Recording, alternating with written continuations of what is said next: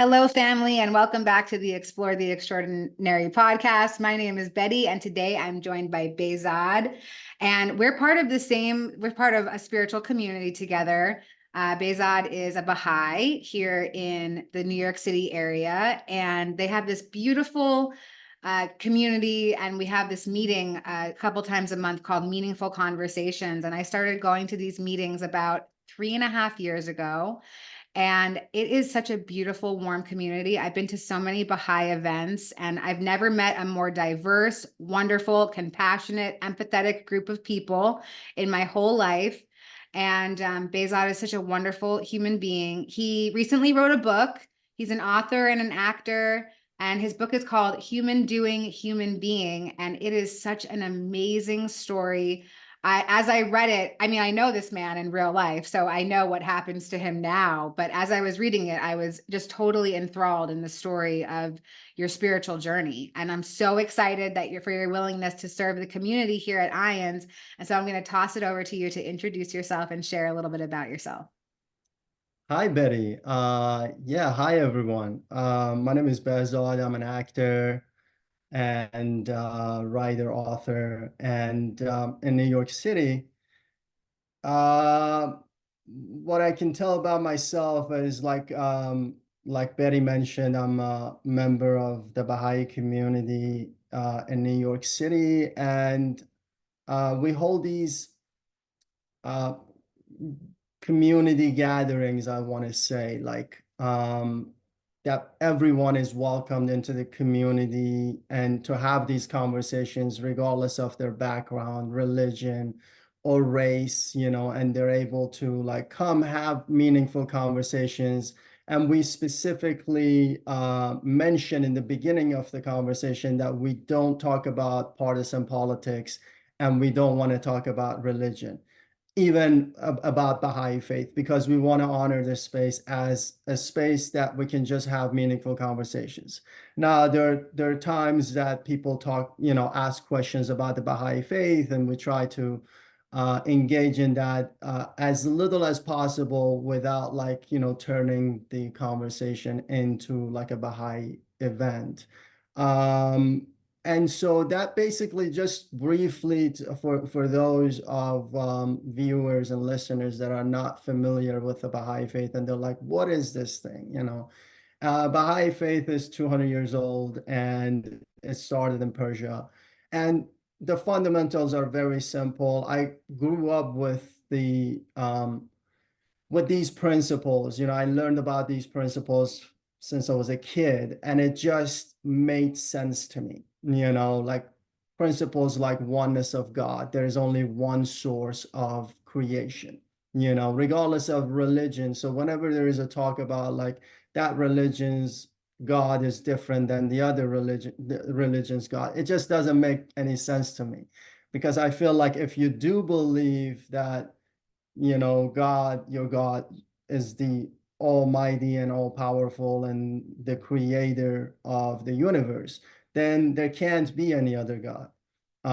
So that as a kid just made sense to me that there's only one God. All religions, oneness of religion is another principle, that all religions come from the same God.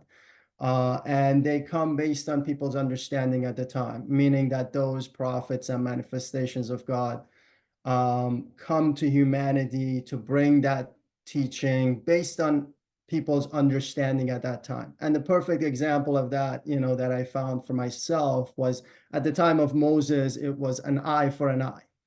And then at the time of Jesus, it was like turn the other cheek.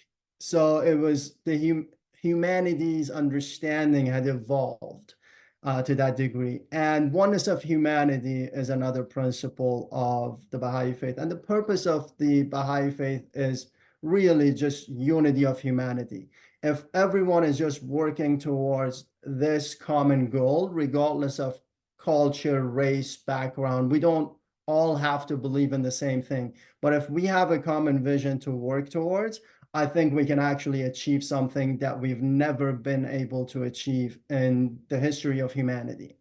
And that will contribute to every member of humanity's well-being and peace and security.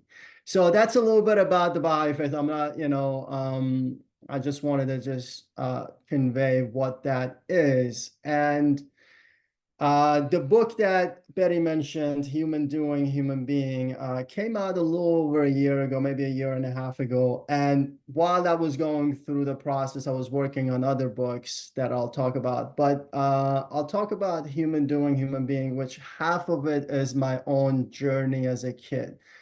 So I thought about, if I wanted to read my own book, what would I want to read, and this is probably 10 years ago when I thought about this. And I started writing it, and I realized every time I finished a draft, I realized that I wasn't honest with myself enough. I'd gone around, somehow I found a way to go around those really tough moments and those like traumas that I'd experienced, like I censored myself a lot, throughout the book. And I was completely unhappy with the product. So I threw it away. I think I threw away 3 drafts until I finally came to the 4th one, and I sat down and I said, if I'm writing, I'm gonna fully just be completely honest with myself, and write it the way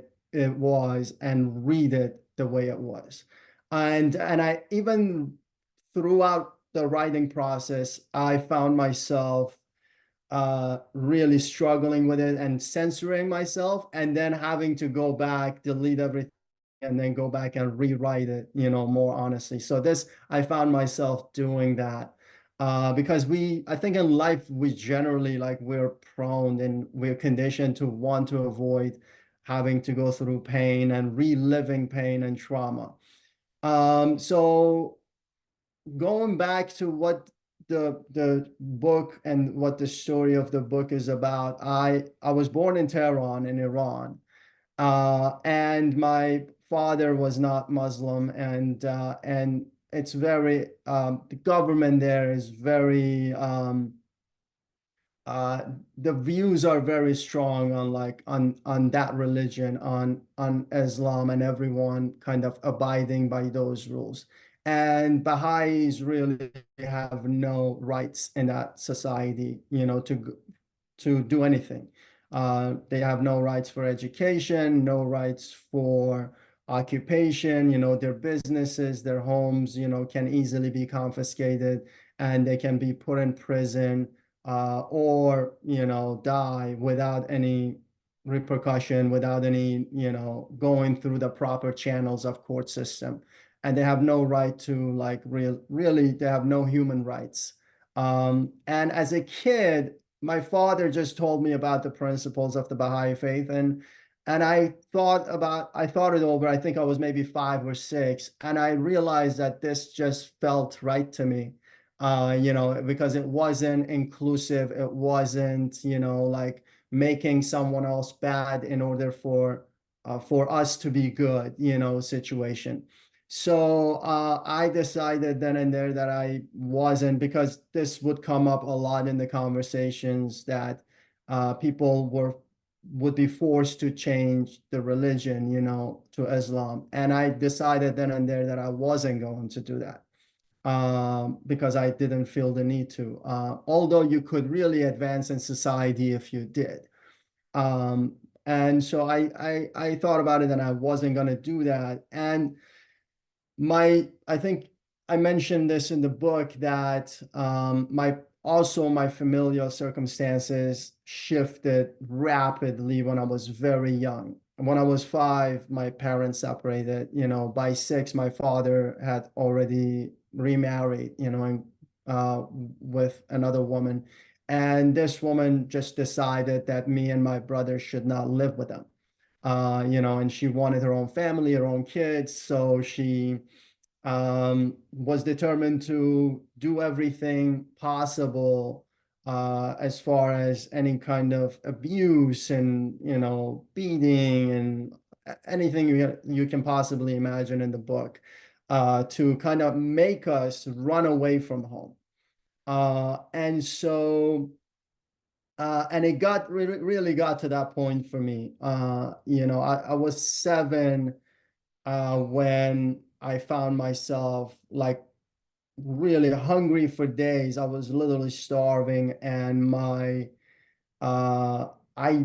look at my stepmother in like disbelief, and I'm because I asked her for food, and she turned out like she went to the kitchen and came back. We had a backyard, so I think she went to the kitchen and came back and told me to close my eyes and open my mouth, and I did, and she put dirt and salt and pepper mixed in my mouth, and I was so hungry I started chewing it. And until I realized that this is gravel in my mouth. And I was so just shocked by the situation that I was in. I couldn't fathom like someone do that, to anybody, and I asked her, what do I need to do for you to stop this, just what you're doing to me?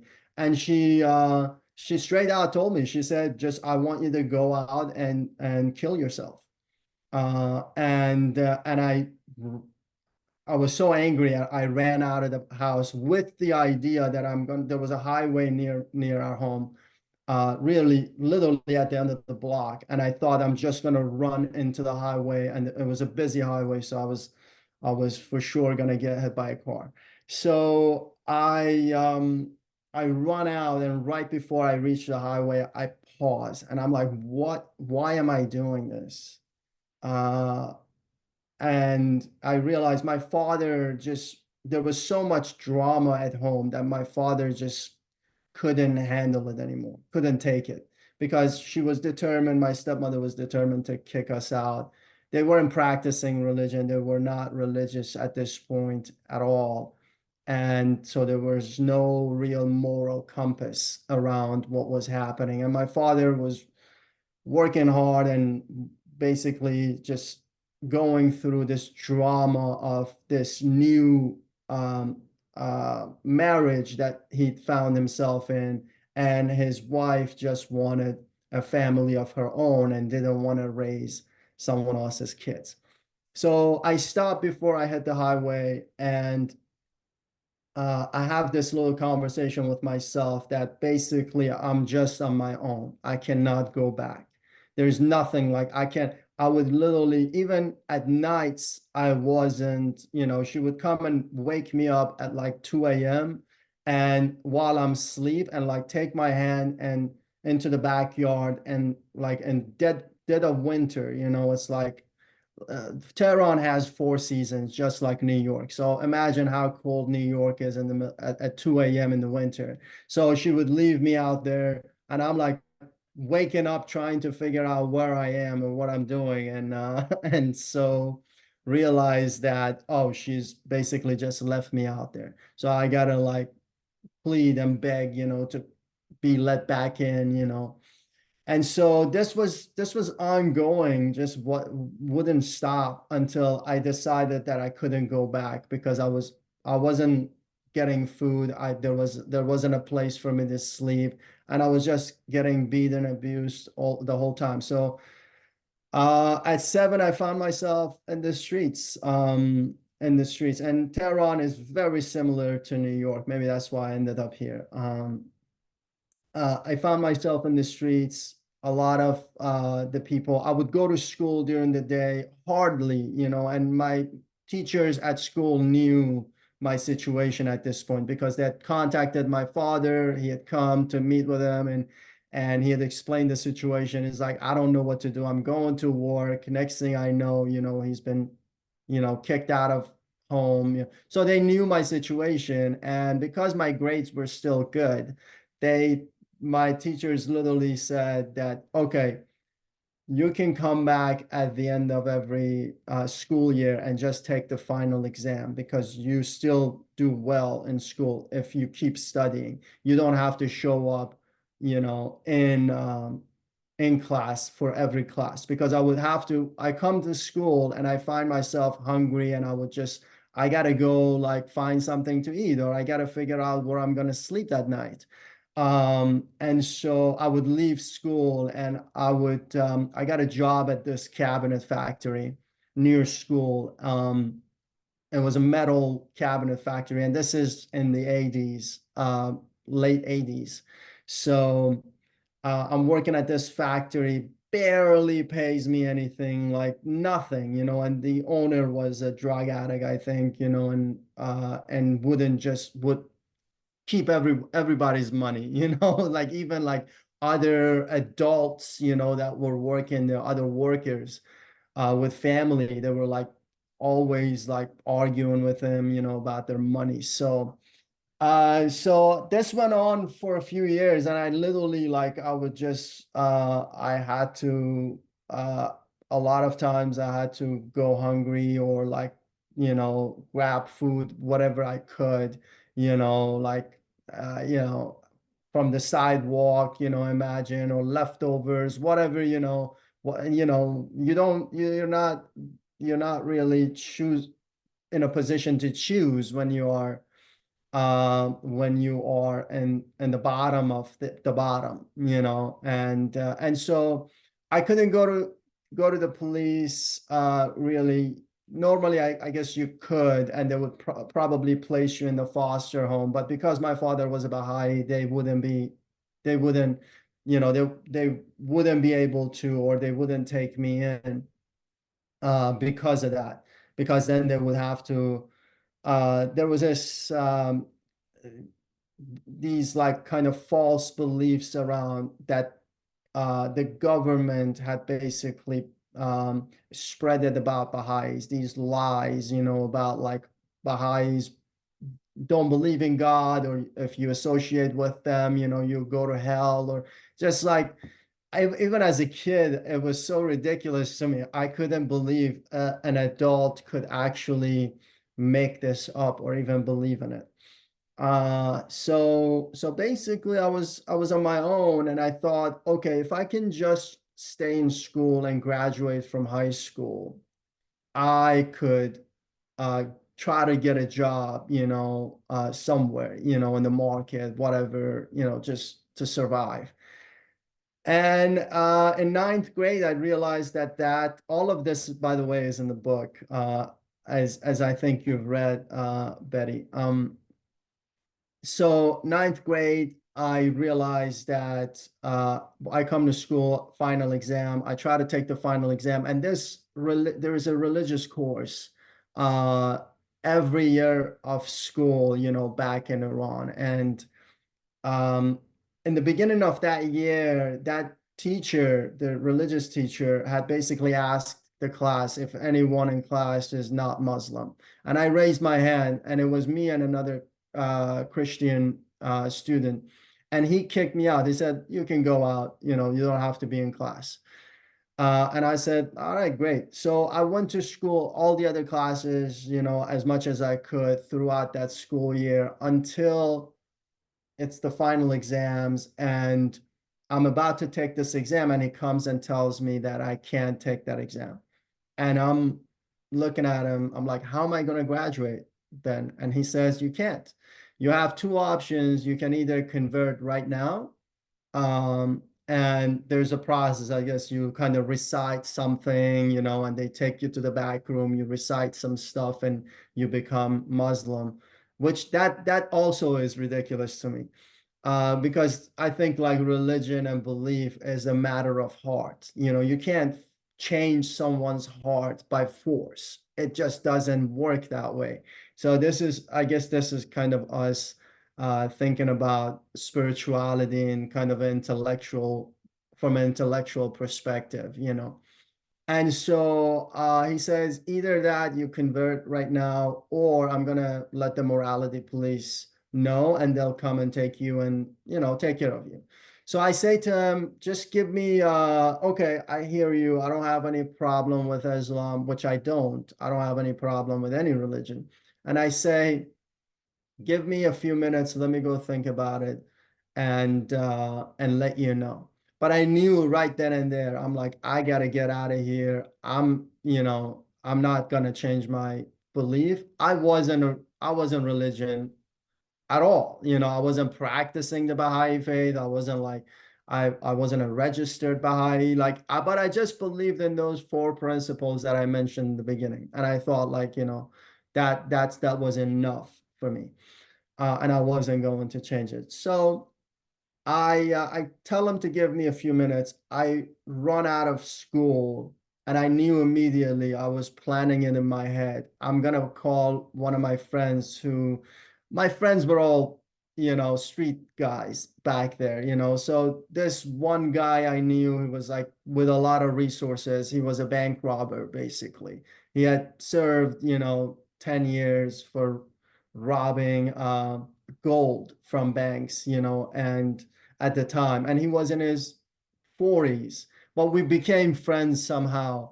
He knew my situation, and so I called him and I told him about my situation, and I said, I need someone to smuggle me out of the country. I can't stay here. I don't have anywhere to hide. I'm not willing to change my religion. They're gonna come after me. I'm not gonna be a sitting duck.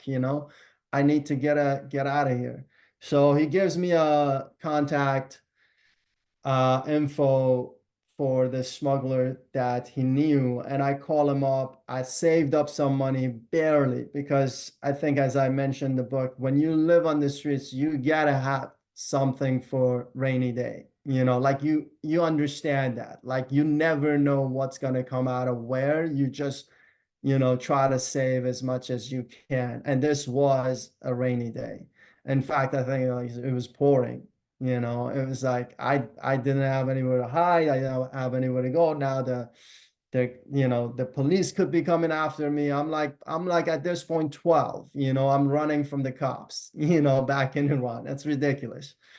So I call the smuggler in the south of Iran and fly down there to the south, and I talk to him and pay him the money, and he smuggles me out. I was on the way for, I think, about a week, and that was another. I thought it was going to be a kind of I thought my troubles were over, but this was another thing. There was no food or drinks, and this guy, basically this smuggler, was just trying to lose me in the middle of the desert, like, and between the borders, because it was like, I don't have to go all the way, or I can just take the money, and like go back or whatever.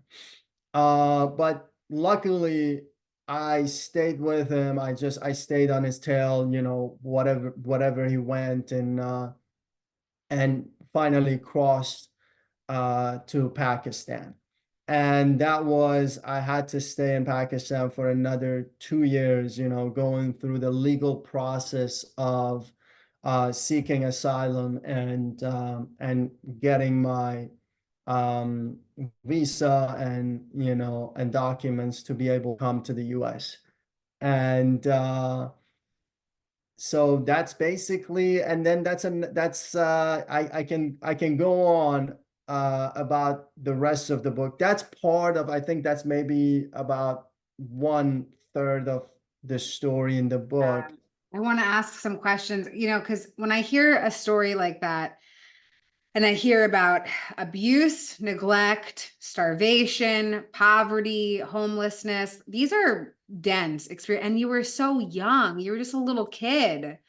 And when I hear you say these things, I just think, God, that must have been so terrifying. And so I'm wondering if maybe we can shift and talk a little bit about how your spirituality was shaped. I heard you say that you weren't really practicing anything, you were living by those principles, but how did that strengthen your spirituality? Did it make you resent spirituality? Talk a little bit about how that experience shaped how you came into spiritual awareness. Yeah, that's a great question. I think like all along, since I was a kid, recognizing that everyone around me were disposable, everyone and everything around me. So it was like nothing was forever, because like my parents or my family or my friends or the things they had, and just watching people going through this life process, and and going through this physical transition and like, death basically, right, as we know it. So that was always with me, and I knew I had a very limited time. In fact, I think when I was a kid, I just didn't think I was gonna live past 20 years. I thought I was like, I thought 20 is my deadline, so I'm just gonna do my best. But this process and this understanding of life and death, and that, nothing really was permanent, always kind of stayed with me, and asking this question about what is this whole thing about then? Why do I have to go through all of this? And what's the point of all of this? What's the purpose? And so this question was always with me. I wasn't practicing religion, but I believe these principles, from the Bahá'í Faith, and that was kind of enough to sustain me for that time. And and then later on, I come to the US and I find myself really trying to cope, um, and really do anything I can to deal with my trauma and my pain. I experiment with everything possible to like deal with the pain, and I realize that it's really a BS. It's not sustainable. It only adds to my problems, and it's not, the pain is still there. And I'm like, this is a joke, so I keep going from one thing, whether it's alcohol, to just moving on, to like through this process of like finding something that is sustainable and I can actually deal with myself, and be able to confront, myself and what I've gone through. Until I realized that none of these things are sustainable, and I realized, okay, I really need to pause, really stop, and ask some serious questions for myself. And I did that. I paused and I started asking questions like, what do I know for sure? Right? Like, what is it that I know for sure? And I started with examining the Baha'i principles, that I believed in. And it took me a week to write down and like process everything that I thought I knew for sure. And I realized after a week, I was so disappointed at myself. I realized that I don't know anything. I was just going along, like, because it felt right, or I'd agreed to something, that was some idea, but I realized I don't know anything, and I was really disappointed, and I felt like I don't know how much time I have, but I don't want to live like this. I don't want to live pretending like I know something and I don't, So I decided that, okay, I'm gonna investigate these principles and investigate truth and realize for myself and find out for myself that if there is any truth or there isn't, but I'm gonna know for myself. And if there isn't, then I can just go on with my life, and so I did that. And literally, I was reading the Bible, I was reading the Baha'i writings, the Buddhist writings, I was reading from the Kabbalah and Judaism, like every kind of holy text that I could get my hands on. And about a year into it, I would say, 11 months into this investigation. And I thought I'm going to live by the book to ensure that I'm not missing anything, and I'm going to find out whether that anything here is true or there isn't. But I want to know for myself, sincerely. So in this process, 11 months in, I realized I'm going through this process that Baha'u'llah explains. It's almost like lifting veils, these veils of kind of imagination and like false beliefs being lifted, from my insights. And so 11 months in, I come to this place of complete realization about what I had believed in. It wasn't just an idea anymore. It wasn't just some great idea that I had cherished. It was a knowing, it was like within every fabric of my being.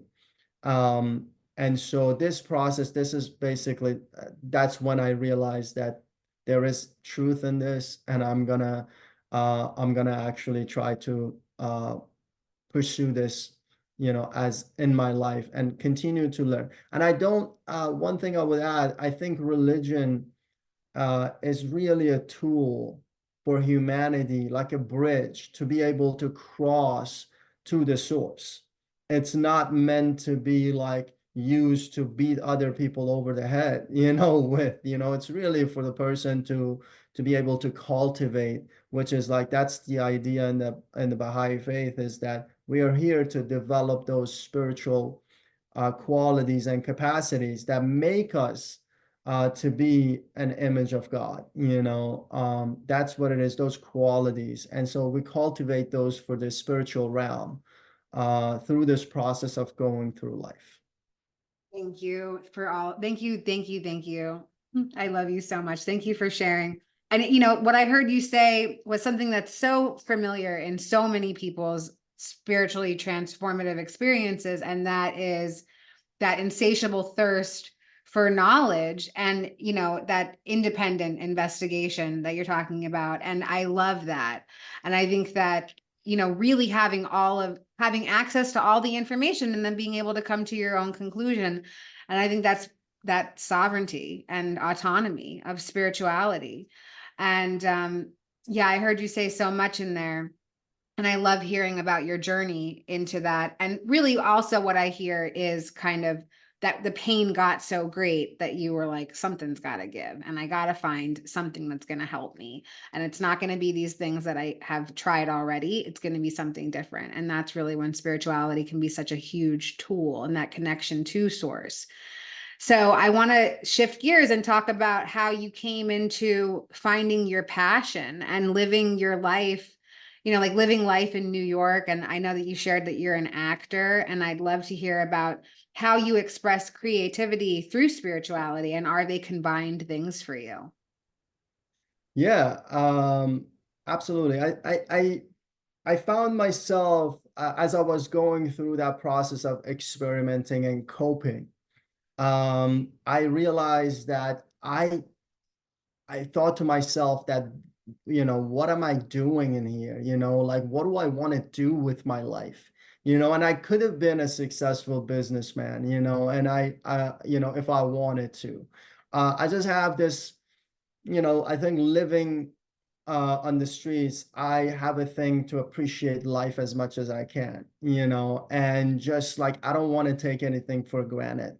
And so I paused and I thought to myself, what do I want to do with my life? And I remembered back when I was a kid, my only getaway was to go to the movies, and watch movies. And it just took me for a couple hours out of like away from my life. And I think that's the purpose and the entertainment aspect of it, to help us kind of like deal with life, a little bit easier and bring some joy. And that took me, some time to remember that even, because I just completely was under the piles of all these other things. And once I realized that, I decided that, oh, I could not have been an actor in Iran because again, Baha'is don't have any rights. So I couldn't have been an actor. So I decided I'm going to start taking acting classes. This is when I was in DC. I lived in DC. And so I go to DC's theater lab by Chinatown, and I start taking classes there and start doing some theater. And I realized that I'm just so like into this craft, and I want to learn about this craft so much. And it was kind of a spiritual process on its own. It was not a separate thing from spirituality for me. It was very like similar and interchangeable. So I decided that I'm gonna pursue like learning about the craft, because one thing, the first lesson you learn about, you learn in acting, if you go to a decent acting school, is that you can't judge any character. That's why I think, and that sense of understanding, and trying to understand someone else and other people is like the first thing you learn. And how do you cultivate that, and how do you come to that understanding is the process. So, and then I moved to New York, and as far as expressing acting and breaking into like getting jobs, and this audition process is very grueling, and it's not something I would recommend to my, to the people I know, because it's very grueling. And I thought to myself that I want to have more of a contribution that I have more control over.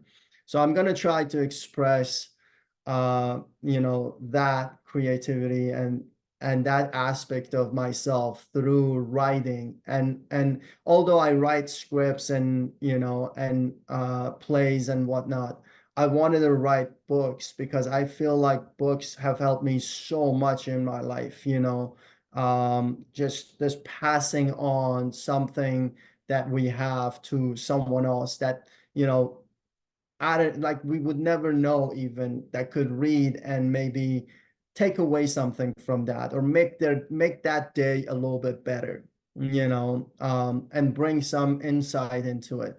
So I thought, I'm gonna focus on writing about topics that are important to me. So after Human Doing Human Being was done, I usually don't like to talk about the projects until they're already out. um, so after that book was done, I've been working on other projects, which I thought, I have friends who are seniors, and they always struggle with like movement and, and like bodies, and we all get there, if we're lucky to get old, then we all struggle with that. So I wrote a book called Relaxation Yoga for Seniors in 5 minutes. And it includes nutrition guide. And it's a very just practical, easy read. There is an audio book also, attached to it. That's fantastic. And I thought, this is, I love talking to my older friends, and they just give me such insights and perspectives on life, and I wanted to contribute to that, those friends, and those people. And then after that, I went into taking bits and pieces from the second half of the book, which is like, maybe philosophical perspectives, on the first book. The first half is a memoir on human doing, human being. And then the second half is philosophical and spiritual perspectives. And so I would take like one topic from that book on the philosophical and spiritual side and break it down. So so basically the third book is called Calm Within Chaos. And that's 10 practical steps to, living a stress-free life, and if we are able to like cultivate that and practice that and be mindful of that, I think it helps to a degree. And the one after that is called Change Your Story, Change Your Life. And that's already out also. And that's basically changing ourselves and our narratives, and having transformation through that narrative exchange, recognizing what narratives we are telling ourselves, and that we have adopted without knowing, and working to change those narratives. So that's the book. And then there are two more that are on their way out. And they're part of the same series, and I feel like they're so connected, like whether it's like Calm Within Chaos, Change Your Story, Change Your Life, and these other two, that I can name them, if that's okay. I don't know if it is okay because they're not out yet, but I'll mention them anyways if that's okay. And they should be out within the next month. They're just going through the publishing process. One is called Whispers from Within. It's basically the inner child. It's about the inner child healing and like healing your past, thrive in the present. It's a journey to rediscover joy through inner child healing. And the other one is called Rising from Rejection. Um, sorry, Rising from Rejections. And that's basically how to deal with rejections. I think as an actor, I have earned that title, on how to deal with rejections, which is daily, for years, it goes on, and it just comes full circle. So I wanted to write about that too. Wow, thank you so much. And you inspire me so much with your ability to like just continually create. You're always creating. And I think that that's so inspirational. And because you have this lived experience, it comes from a place of such deep authenticity. I'm so grateful for your gifts to the world and the collective. And you're handing people tangible tools to improve their lives. So instead of people, and you're right, books are such a great tool. I've learned so much. So many of the healing tools that I use today are from books that I read. And so I'm so excited for your new books to come out. And I'm so grateful for your contribution to our community today. I just want to see if there's anything else that you'd like to share to feel more complete about our time together. No, I'm really grateful for this opportunity to this is the first podcast I've been asked to do other podcasts. I'm always like, but because I've known you and you're such a light, in the room and in the community, anywhere you go, I'm so happy and grateful to know you. And I was just like, of course I'm gonna do Betty's podcast, and be a part of this community who already has such an incredible experience, about spirituality and life and that perspective. And I feel like the last thing that I would say is that I believe that we're all eternal. This body is just a vehicle that we use in this world. And so what can we take with us in the next world? And it's only hopefully it's only good things. So the more good we're able to do here, the more of that we can take with us, and that's really those are the only thing that will stay at the end of the day, the good things we do and the bad things we do. And hopefully we can do more good because that's where we find peace and healing and closeness. And we're all and one last thing I would share from the Baha'i perspective and my own understanding of it is that every soul is like a drop of water that tries to find its way back to the ocean, which is the source. Now, it's when it gets to the ocean, it's also the drop. It's still a drop, but it's also the ocean. And my hope is that we can all meet there in that ocean. So beautifully said. Thank you so much for your willingness.